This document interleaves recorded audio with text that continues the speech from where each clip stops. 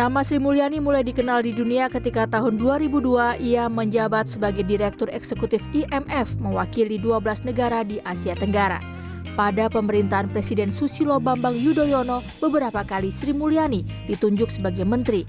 Di antaranya Menteri Keuangan, Menteri Koordinator Bidang Ekonomi, dan Menteri Negara Perencanaan Pembangunan Nasional merangkap Kepala Bappenas.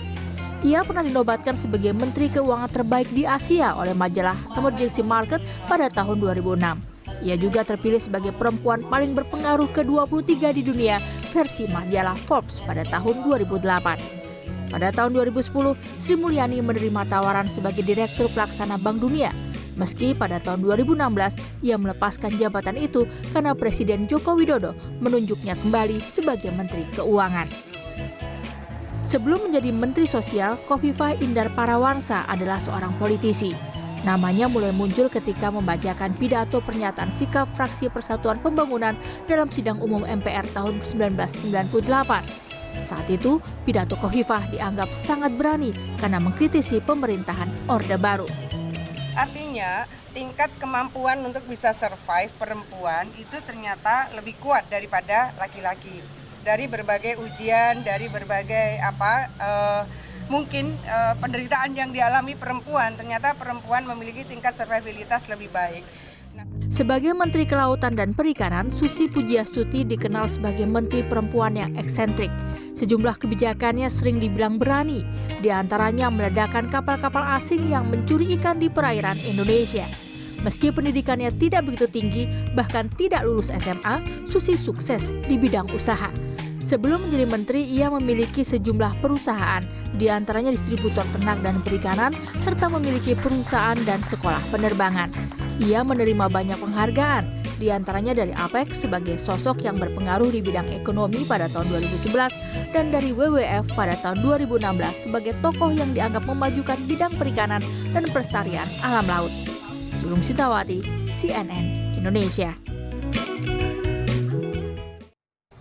Ya, tadi adalah beberapa sosok ya yang sekarang ini ada di pemerintahan dan perempuan. Ini adalah sosok-sosok yang tentunya menjadi inspirasi bagi banyak perempuan di Indonesia agar mimpi itu bisa dikejar setinggi mungkin. Betul, tak terkecuali buat saya juga gitu kan, panutan-panutan kita semua. Tentu juga Anda punya panutannya sendiri, entah itu ibu Anda, nenek Anda, intinya perempuan Indonesia itu ternyata begitu kuat. Nah, untuk itu Nova Eliza juga kita hadirkan di sini kan. Ya, karena Nova ini sekarang pemirsa sangat rajin, getol banget ya dalam menyuarakan aksi stop kekerasan pada perempuan. Harusnya ada cerita nih di balik ini. Kenapa kok Nova sampai begitu tergerak lah ya. Tergerak di sini? Sebenarnya simple aja sih, karena aku melihat bahwa budaya laki-laki di atas itu masih cukup tinggi juga di Indonesia. Bahkan Nova masih melihat seperti itu. Masih ada beberapa bagian gitu, dan terutama di daerah-daerah tertentu gitu. Jadi aku melihat bahwa kayaknya udah waktunya perempuan, terutama para korban yang pernah menjadi korban ataukah sedang mengalami, untuk berani berbicara tentang apa yang sedang menimpa mereka gitu loh.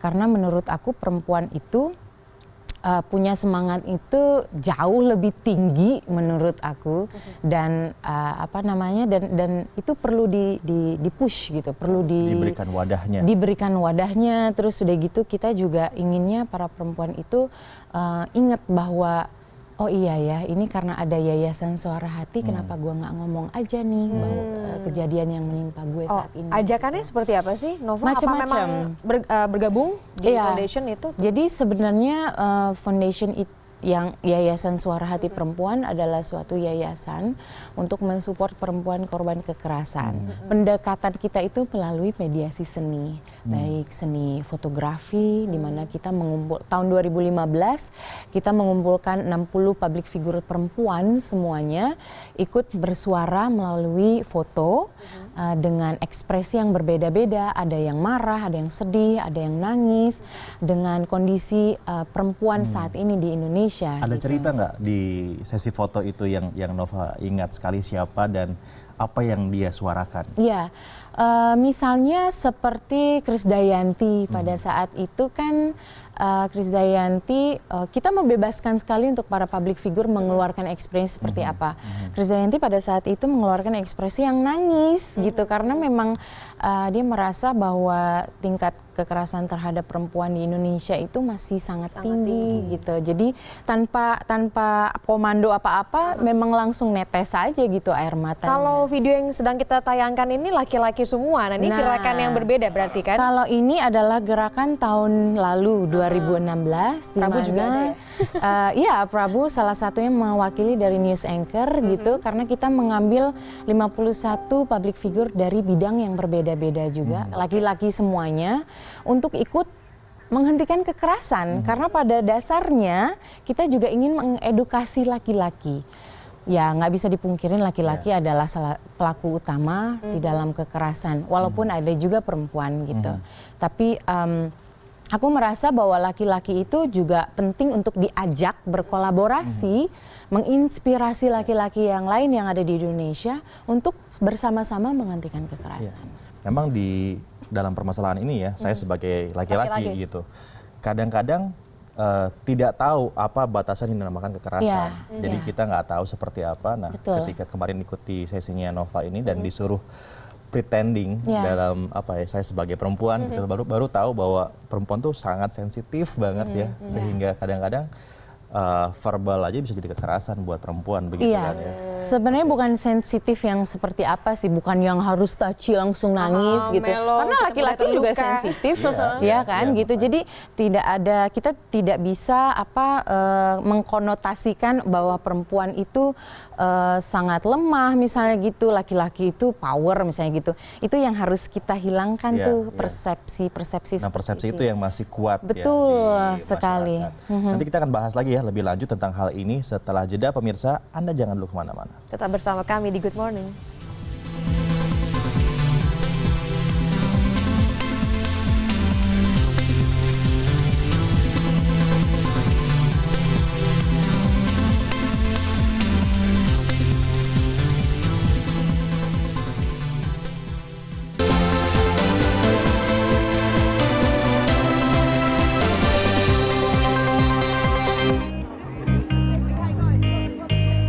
Pada setiap 8 Maret diperingati sebagai Hari Perempuan Internasional. Google dan media sosial Facebook turut memperingati Hari Perempuan Internasional dengan merilis doodle terkait Hari Perempuan. Indonesia yang masih menyandang predikat negara darurat kekerasan dan perempuan pada anak turut memperingatinya. Tak hanya di hari peringatan, beberapa aktivis perempuan menunjukkan aksi dalam berbagai cara. Seperti Nova Eliza misalnya dengan Suara Hati Foundation.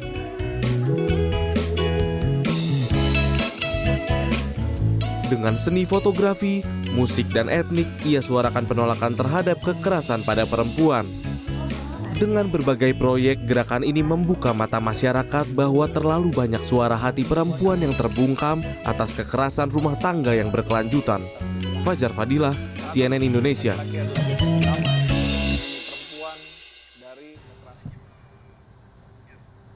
Ya, ini jadi satu langkah sih ya memang ya untuk membuka suara hati perempuan ataupun suara perempuan yang sebelumnya terbungkam tadi.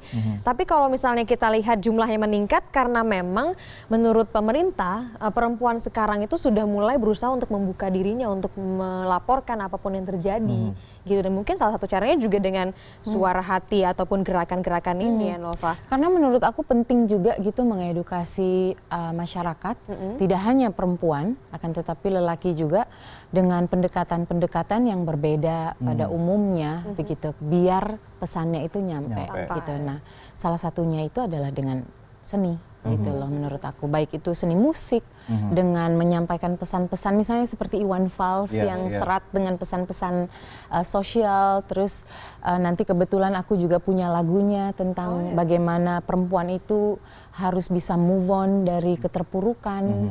Terus saat ini Suara Hati Lelaki dari media fotografi misalnya gitu. Bisa juga dengan teater yang kisah-kisahnya itu menceritakan tentang keperkasaan perempuan misalnya seperti itu. Karena seperti kita tahu kan dari zaman dulu hero-hero kita kan perempuan juga seperti Cut Nyak Dien misalnya. terus Kartini gitu. Jadi kenapa tidak bisa gender equality itu bisa terus ada gitu loh. Oke. Ya, jadi kalau misalnya melihat ya gerakan ini adalah gerakan dari Nova sendiri supaya wanita Indonesia ini mau berbicara gitu ya. Caranya harus seperti apa ya?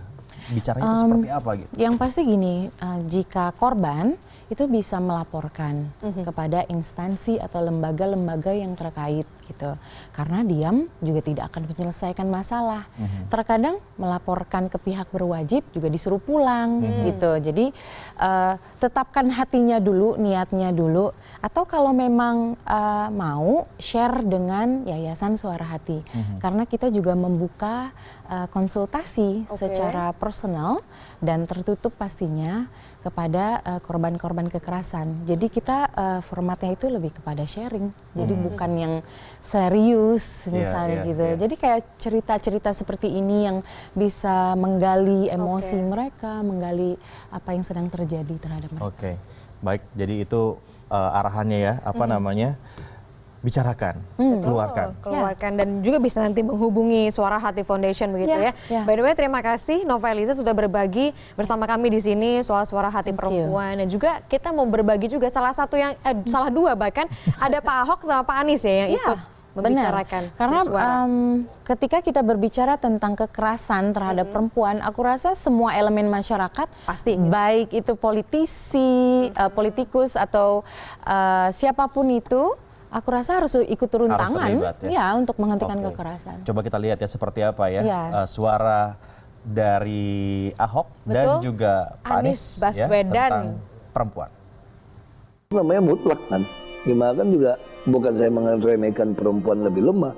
Secara struktur tubuh kan memang laki-laki kan memang lebih keras, lebih kasar kan. Nah tentu peranan laki-laki ini yang utama ini mesti diajar gitu ya. Misalnya laki-laki harus diajar ketika memandang wanita yang lebih tua, dia harus memandang seperti ibunya.